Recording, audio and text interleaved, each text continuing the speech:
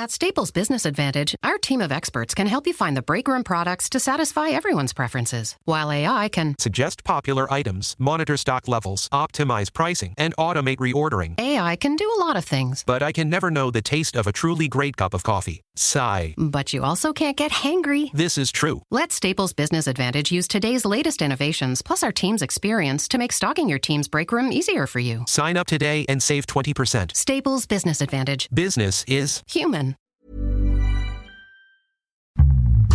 Stocks for beginners. Phil Muscatello and Finpods are authorised reps of Money Sherpa. The information in this podcast is general in nature and doesn't take into account your personal situation. That's sort of one of the things that I've discovered is that, some of the great companies, they tend to control more and more of their tech stack. And that's almost an underrated advantage. Nobody really thinks of the advantages Apple's chip design, for example, gives them. But I'm not sure nobody, that's not a general talk, right? People are not going, they've got great skills in silicon. But it's the great skills in silicon which is driving the Mac adoption, for example, or, these crazy things that they're doing with Vision Pro. Why does nobody else have the input that you can get using your hands and eyes? It's, again, crazy new input design. That's because you can marry the hardware with the software, with the human-computer interaction. That's just a crazy level of primary technology invention capability. Hi, and welcome back to Stocks for Beginners. I'm Phil Muscatello. Computer networking, data science and machine learning are at the heart of enterprise software. I'm happy today to be able to talk to someone who has serious form in this space. Hello, Anirban. How are you, Phil? Very good. And you're also a major Tesla fan as well, aren't you? I am a Tesla fan, yeah. I've got, a Tesla car, and I've got Tesla batteries, and got some Tesla shares as well. So yes, I am. I've been on the Tesla bandwagon since 2013. Anirban Mahanti is a lead advisor for 7investing. Before 7investing, Anirban spent over 5 years at the Motley Fool, most recently as their Director of Research. At the Motley Fool, he was also the founding lead advisor of the stock-picking newsletter Extreme Opportunities. He has an academic record that's way too long to go into here, but you can browse at your leisure in the blog post. So, coming from academia to investing, how did that go? What was that like? And it's a pretty big transition for many people to take that kind of step. It is, but when I was in academia, or doing research, or doing applied industrial research sort of thing, still talking with companies, consulting with companies, going to conferences, seeing what companies and academic folks are doing. At the same time, I was also investing.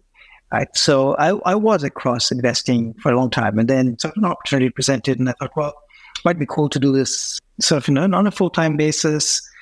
I've been in academia for a long time, so it sort of meant a change of pace, a change of a new challenge, and it was great. It's like any change that is, I guess, 360 turn from what you are normally doing.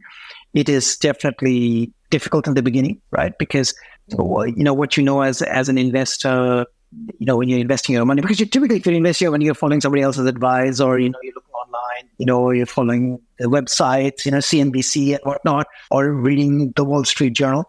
There's some input that you're getting there, but your sort of frame of reference changes when you become part and parcel of that crowd, and you have to now produce content that makes sense, and you have to produce information that might be useful to whoever is going to read it, and things like that. So it was a big transition, and you sort of start at the bottom of the ladder, so to speak. So I started as an analyst and sort of worked my way up over time.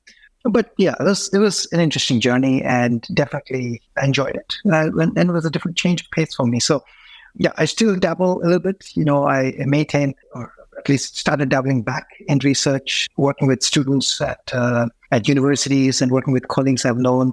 So it's just to keep in touch with what's going on. So yeah, I try to dabble in sort of both ends of the spectrum. What was it like when you first made the transition? Was there anything about the way that you were thinking about companies that changed from when you were looking at them from an academic point of view to an investing point of view? So when you're an academic, most of the time you don't really think about, as an academic, you're not thinking about investments per se. You're thinking about technologies, and you're thinking about ideas, and you're thinking about basically one of the big things at least in the computing world, is novel ideas, or basically new ideas, right? That, or solving a problem.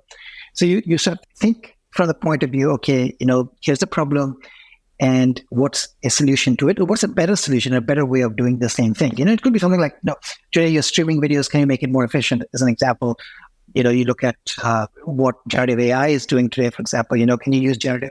People want to compose emails, that's a normal task.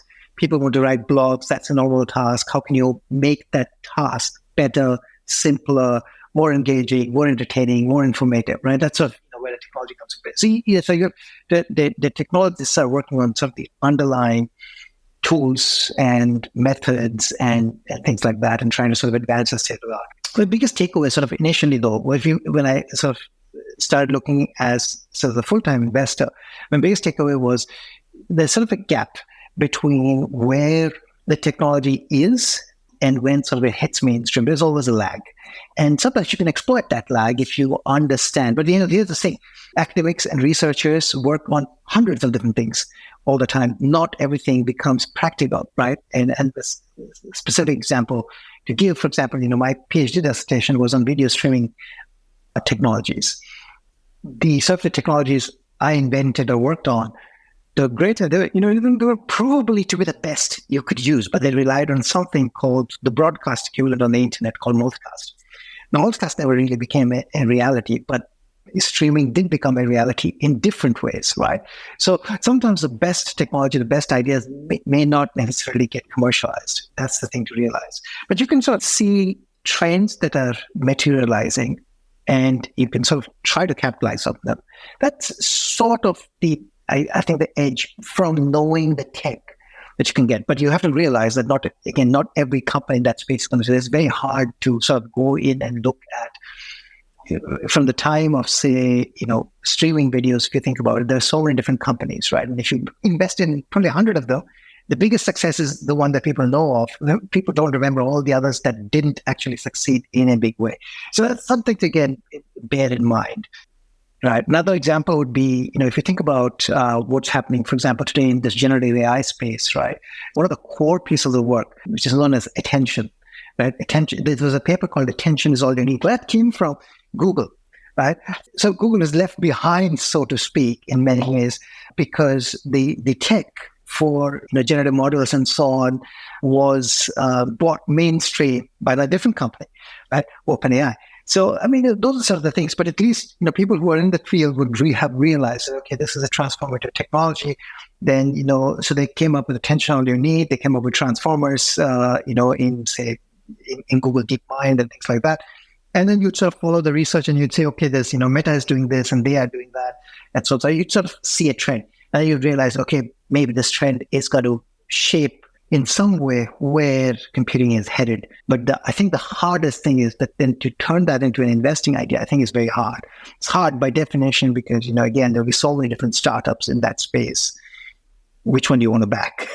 And that's part of the thing about investing is it's so easy to get excited by stories, especially when you're first beginning. You think, this is such a great idea. It's got to make a lot of money. But this is actually something that you've got to be really careful about.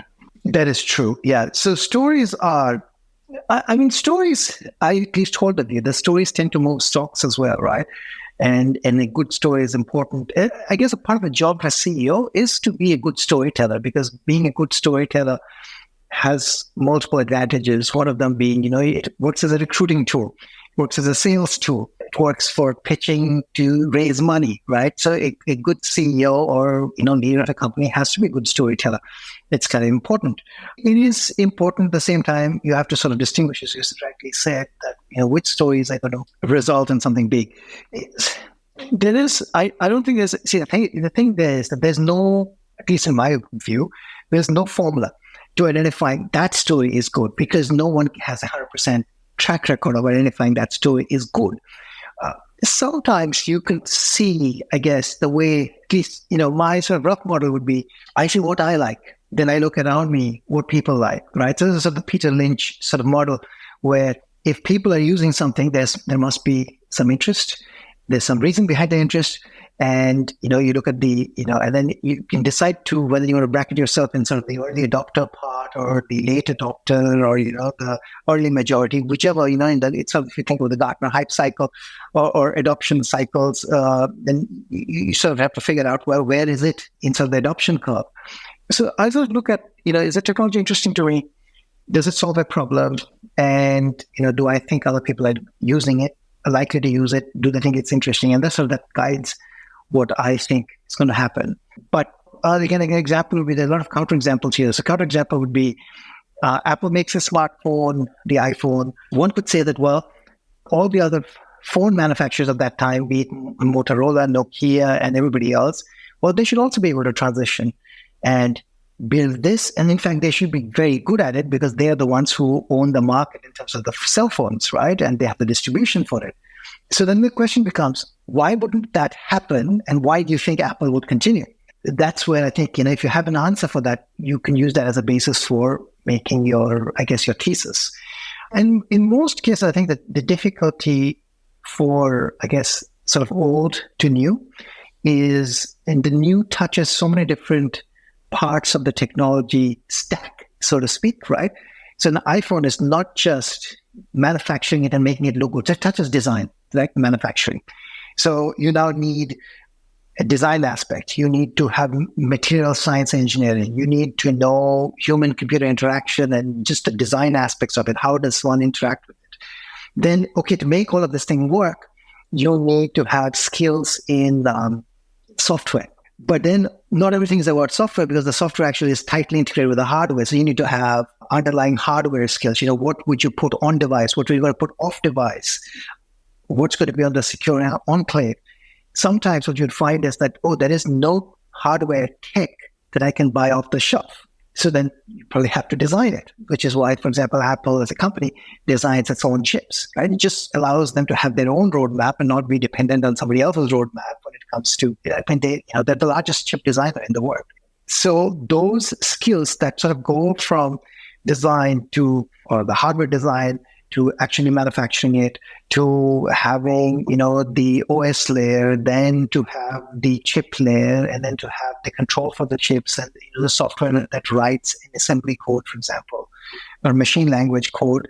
All of that is basically the tech stack, right? And a company that doesn't have all of those skills, or those companies that typically in the old world, the usual method of approach to doing these things would be to say, you know what, I am good at putting together this, but I need that, and that. So I'm going to just outsource those to experts.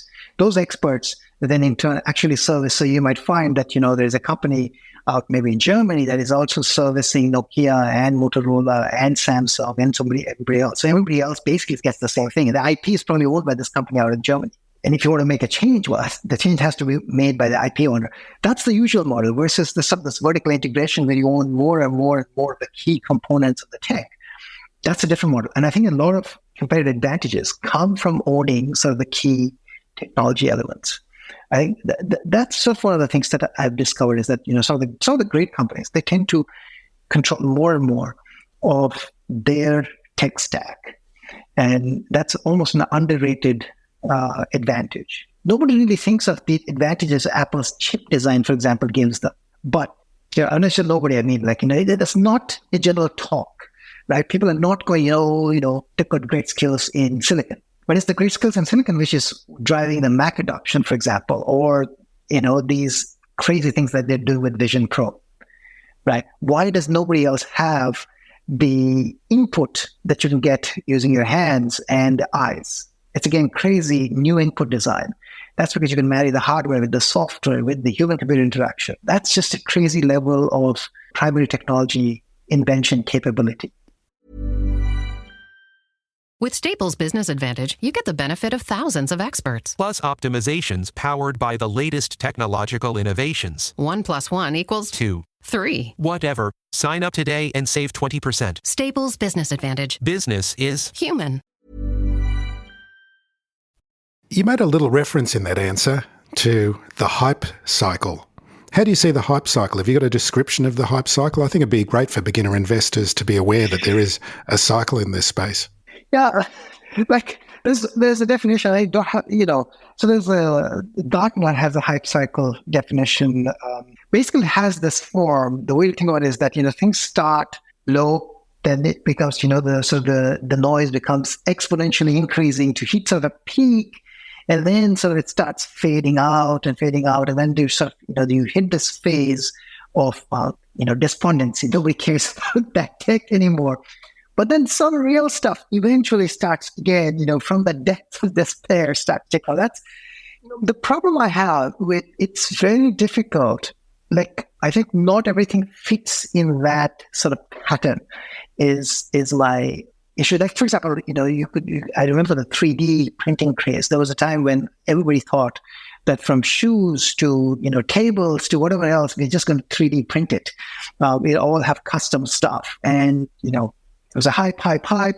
Then sort of, it fizzled out, completely gone. But the next part didn't really happen, where it didn't really take off. I mean, if you wanted to say that 3D printing is used in many different parts, but it's not mainstream. So it's a hype cycle sort of made it look like it's going to mainstream, right? Same thing with the AI and the generative technologies that we're talking about now. Are they going to go mainstream? More likely to go because, there's a lot of consumer touch points, but is it? I don't know. So getting back to AI and Google's role in it, I heard on another podcast the other day that someone was analysing it, and his thesis was that while Google developed the technology initially, they held back on it because they felt that Google felt that it was a direct competitor to their business model of search. Do you see it that way? Well, it's so hard to know. So you can make a case for it in the sense that if the search results result in a definitive answer, that sort of takes away the benefit of having links, right? Or they're, clickable links. And the ad model as well. And therefore the ad model, right? But here's the thing. It could be certain elements of their business, or certain divisions or certain parts of the business, look at this and say, it's going to disrupt our. But most good companies, disrupt our existing business, but most good companies are fully aware that, especially in the tech land, that if you don't disrupt yourself or your business model, somebody else is going to disrupt your business model, right? So an example, I might be speculating here. For example, I think Apple is slowly but steadily disrupting the App Store model right now. Because if you look at it, the next generation devices, such as the watch, has an App Store, but it's not really very successful. In fact, all the things that are really successful are primarily controlled by Apple, right? And it remains to be seen what type of success they're looking to do with their next generations of the spatial computing. That's an example. But if we sort of think about Google's case, I can make an argument either way. But if you look at what typical use case would be for generative AI, from a search point of view, if I want to know, can you please explain to me what quantum mechanics means, or can you please explain to me what conduction is? Well, even today, if you put that query into Google, it basically would surface either a Wikipedia page as and part of it, and then ask you to click through it, right? Actually, there's no ad revenue there.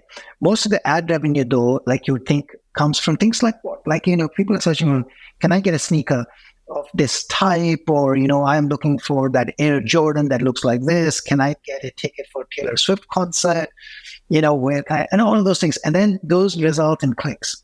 I guess there's a simple way for them to embed, the generative AI, something like Google's Bard, for example, with search, because you could, for things that are very straightforward, you want to give definitive answers, or you want to be, corresponding with people, you correspond and you give them the answer. For stuff that is elsewhere, you can definitely have the sidebar of ads, or you could even make ads somehow flow through the conversation that you're having with the ads. I think it's possible. Personally, my view is that I don't think they thought it's a threat to their business model. I think they can very much have a business model around using generative AI and have search and actually leverage generative AI in, say, Google Workspace, right? So actually, they've now made, if you're a personal Google user, you can enable the generative AI on Google Docs, right? So you can just, select and say, rephrase this, do that, and all of those things. So they are making it available. It's, I think, going to be extremely powerful. And for businesses, you can charge for that. I don't think that's the reason. My primary thinking is that I think they were conservative because there's a lot of what's known as hallucination, right? So hallucination basically means the AI thinks it knows, but it actually doesn't know. Well, that's, basically makes up rubbish. For example, there's been a criminal trial where the judge has found that all the citations and stuff was made up because a person has been practicing law for a long time, basically just relied on generative AI technology to write stuff up and didn't bother to cross-check with a reliable database as to whether or not those cases actually do exist. So I think they knew that the problem of hallucination. They also knew about the problem that there's a lot of biases that can be built into because of generative AI, and depends on who is training these. And there's reinforcement learning in the sense that you have human feedback involved. So you type something, you ask for something, it gives you something response. Those responses are then graded by human graders, right? So how do you take care of the biases that are there among those humans? Or you can ask the response, the person who received the response, to actually rate it. How do you actually take that? All of those things I think, raise interesting questions. So I think Google just probably thought, and I don't have a way of knowing, but my guess is that they are just a bit premature, and you'll get more bang for the buck by readying it, right? But I think just OpenAI and Microsoft forced their hand, and therefore they had to just rush through it and be part and parcel of this, game. But that's my interpretation. So part and parcel of investing in the technology sector is that a lot of these companies that are starting up have a lot of potential to profit, but sometimes not even any revenue yet. How do you value companies in this space and at that end, if you want to get in on the bleeding edge of where the technology is heading? Companies that are not profitable, I think, are typically... So I collaborated with a colleague who has got a small early stage venture fund. And so they just sort of bat ideas and talk about ideas, and some of those valuations will look nosebleed at early stage companies. But the thing, those companies that have got revenue, they might be growing month on month, at least in the early stages. Revenue might be growing 100% plus month over month, right? Not year over year. So they would have some crazy multiple, but the crazy multiple would be off like $100,000 revenue or something like that, some small amount of dollars.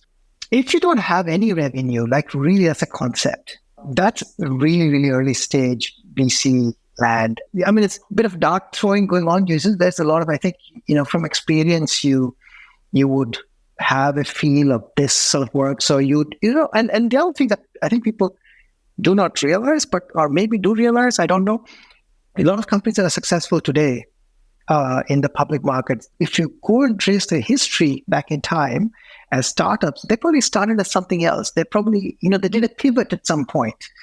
I was reading about Roku, for example, and the Roku founder had done a startup with one of TiVo equivalent companies, TiVo competitors, that sold it to someone, worked for a few years or a few months, I'm not sure exactly, at Netflix as a VP of tech, I think, looking at building a Netflix player, then came and did this, and then, initially was focused on something else and did a pivot. So pivot is quite common, right? So things change, and we sort of just have a survival bias there. We see those companies that have pivoted, and have survived and become something else, and we realize. So there's a lot of myths, but I think if you spoke to VC people, a lot of them basically invest their funds on how they feel about the founders.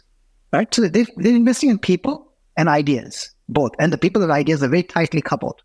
So I think that's what a lot of that early stage investing is all about: is people and ideas. Investing in people that you like, you feel that they're willing to take on the challenge and build a team. So I think that's what happens in the very early stages. There's a million ways to invest in stocks, but by following a few simple rules, you can avoid many common investment traps and unwanted anxiety. What if you were able to follow 7 advisors, 7 principles, and 7 monthly stock picks on your own terms? 7 Investing might be for you. They want to invest for the long haul, in great companies with great leaders who can compound capital for years. 7 Investing are pleased to offer listeners of this podcast a free trial for a week and 33% off the annual price if you sign up using the promo code Stocks for Beginners. This is solid research from experienced advisors who live and breathe the markets. Go to 7investing.com. That's the number 7 investing and use the promo code Stocks for Beginners to get your absolutely free trial and 33% discount on the annual premium plan. Okay, well, let's start looking into some companies that you've written about recently, and they're not startup, they're pretty well-established companies. The first one is D Local, and the NASDAQ code is DLO. Tell us about this company. What does it do? What do you find interesting about it? So this one is a controversial company in the sense that there's a pretty active short going on. So short means investors have borrowed shares from other people that own a piece of that business and actually sold it. And the thesis is that the stock price is going to go down so they can buy when the price is low and give it back, give the shares back to people that they borrowed it from. There's an active short from Muddy Waters that claims that there's a fraud here. So why would you like a business that somebody thinks is a fraud? Well, so at a high level, this is a business out of Uruguay, so Latin American business that is focused on payments, right? And it does so 2 things. It allows payments to be processed for a company or an enterprise, and it also processes payments for an enterprise. So that sounds a bit confusing, but the way I would explain that is, suppose you are Amazon, or suppose you're Nike and you sell stuff online in different countries. You want to be able to take payments from customers. So you basically need a payment processor. And if you want a payment processor that works really well in emerging economies, then you could go to dLocal. So that's one example. But also could be that Nike has, say, a small presence in some country, let's say Chile, and just making it up.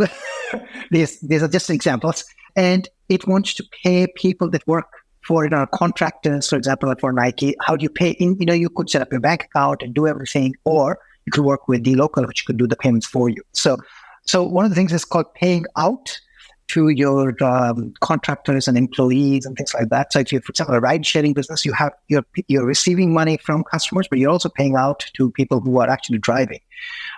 So that's pay out to people who are contractors. Pay in is when you're receiving payments from customers. So what I like about it is I see now, can I caveat this because there have been frauds in the financial services industry, and sometimes it's very difficult to actually spot it. But this company, if you look at the list of logos that it services, these are companies are the best of the best. Salesforce, Meta, I believe Nike, Spotify. These guys are using them. So I see a list of customers that are A grade. B, I see them serving those markets that are generally not served by the big payments companies like Adyen or PayPal and things like that.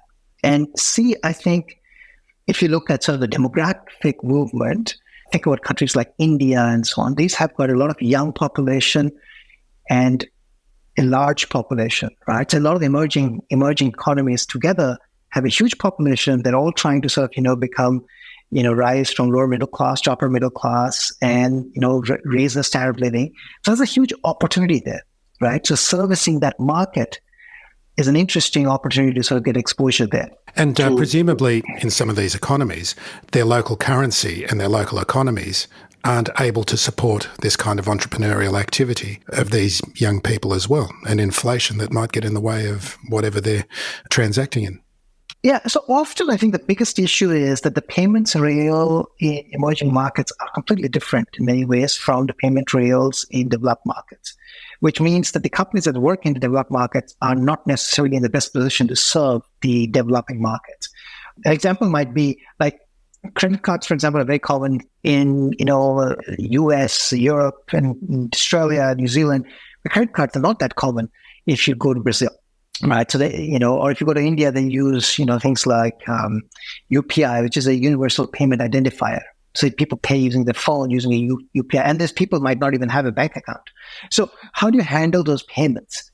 Sort of integrate and make it work for these other large enterprises who want to do business in these markets. I think it's a very interesting problem to solve. And then, so I think they're solving an interesting problem. Then when I look at the reported numbers, their revenues are growing strongly. Their total processing volume is growing strongly.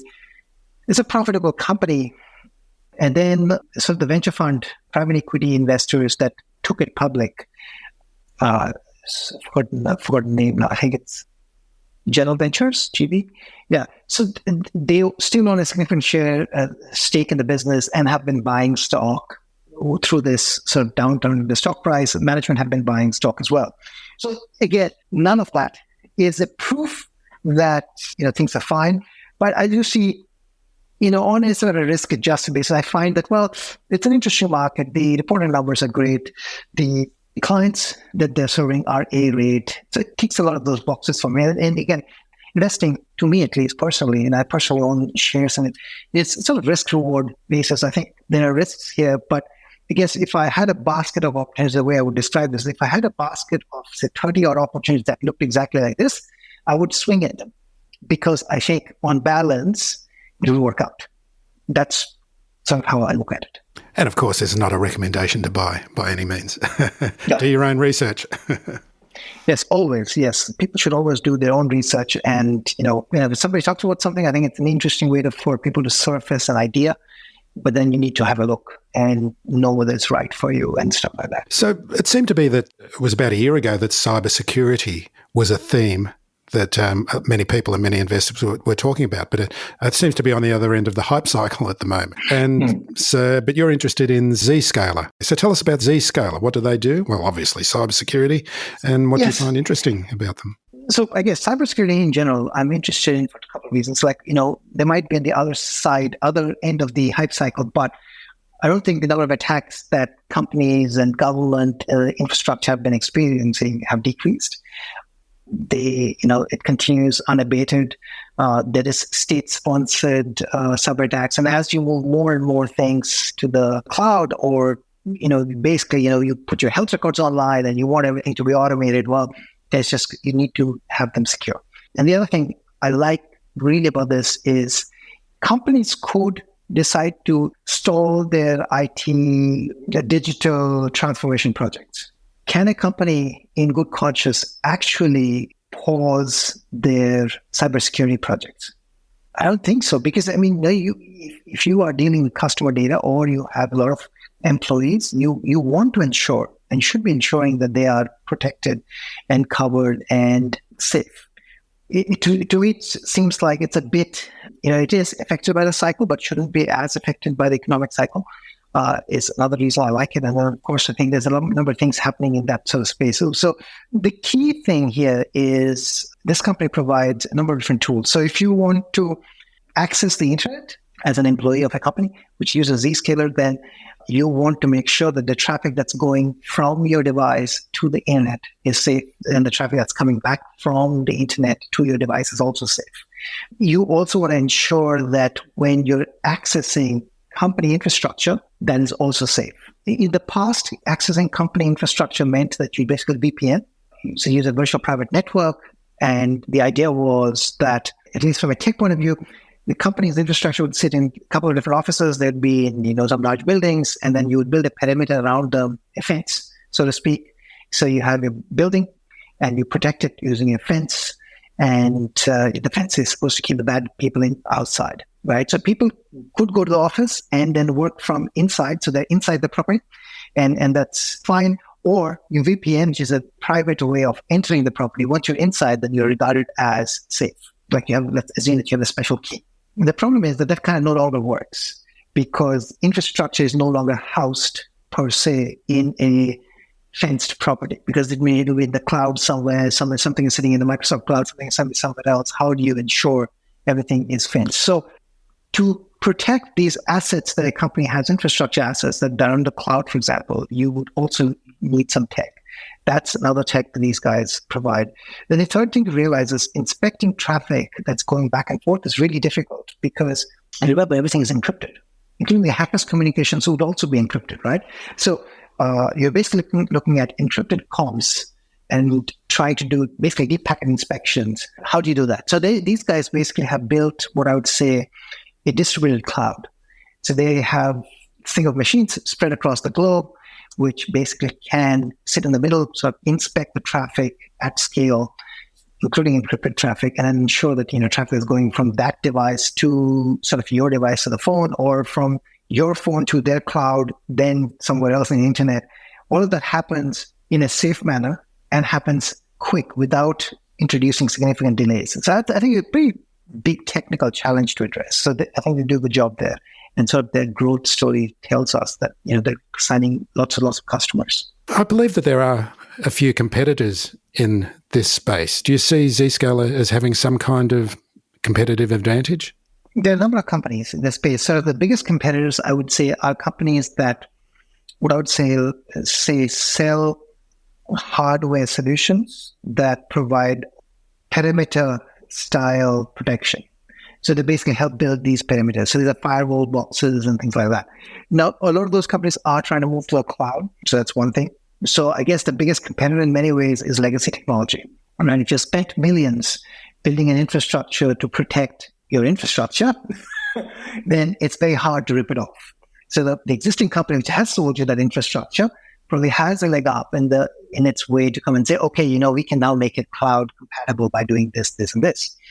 So that's one way to think about that. Now, the Palo Alto Network used to be sort of I used to call it a legacy company, but now I think Palo Alto Networks has built a lot of cloud tech into its products. And again, they're doing this, sort of hybrid. You have on-premises cybersecurity, you have cloud, and you sort of marry the two together. So that's an interesting way of looking at it, because that's probably it helps you transition. So that's one. But otherwise, Cloudflare competes with them. So Cloudflare, although primarily being sort of a network performance business, has sort of tried to reposition themselves as a cybersecurity business as well, because they have a similar sort of proxy network that they've built. Now, they've built that so these computer infrastructure spread across the internet to speed up delivery of web pages. That's primarily their reason for building it. But you could think that, you have this infrastructure capability. You can now try to use that to make, security solutions as well. They built it to have specialized routing between their devices so that you can have fast routing and things like that, content delivery and so on. So they are trying to compete as well in that space. But there's a lot of complementary things that this company also does. It complements, for example, with other companies like, say, Okta, which provides single sign-on tech. It collaborates with a company such as CrowdStrike, which provides... The best way to sort of think about CrowdStrike would be to say that this is the company that provides modern virus protection, right? So it's, real-time virus protection on the end devices. So a lot of these companies collaborate, a lot of these companies compete. And it just, I think, boils down to the fact that this is a very large market. There are a lot of different angles to that's what I can hear in your description of it, that there's so many subtleties and nuances involved in how the approaches and the solutions that are being utilized. That's right. But that's partly because, just the cybersecurity as a whole, then it's I don't think there's one size fits all type of approach here. Plus, different, with a large company, small company, whether you have got, your own infrastructure, everything is in the cloud, it's hybrid. Do you have part of your workforces bring your own devices? So many different ways to look at it. Is how do you handle password? What solutions do you have for, the password management? What sort of, policies do you have? What type of data do you handle? All of these things, I think, introduce different specificities, and those specificities result in require different solutions. Okay, Anirban, so just to finish off, what sort of advice would you give a new investor, someone who's just woken up today and they've started thinking about investing and that the stock market is going to be something for them? Just give us one little tip that you would suggest for them. So, one should read broadly, right? Being informed is the starting point for everything, right? So, let's read, don't blindly follow what other people say, read, be informed, build a trusted circle of people that you can listen to, hear from, and things like that. So I think that's the biggest thing. And it's, I think, generally true for most things, is just broad knowledge development. I think is just helpful. So, Anirban, just give us a little bit of information about 7investing and why listeners might be interested in utilising the services. Yeah, so 7investing is a US-based company that focuses on surfacing stock ideas. 7 different ideas each month. There's a research report that accompanies each company that has been surfaced. And there's a scorecard that tracks these companies, the company updates that are provided for the companies that have been put forward in one of the 7 ideas each month. It doesn't provide, I guess, things like position sizing and things like that. It just gives people ideas as to what these are some of the companies that the advisors find interesting and why, with the full detailed report. That's what the company primarily does. If listeners are interested in finding out more, go to 7investing.com, and if you want to sign up with the promo code Stocks for Beginners, all lowercase, one word, you'll get a 33% discount on an annual plan. Anirban Mahanti, thank you very much for joining me today. Thank you for having me, Phil. Thanks for listening to Stocks for Beginners. If you enjoy listening, please take a moment to rate or review in your podcast player, or tell a friend who might want to learn more about investing for their future.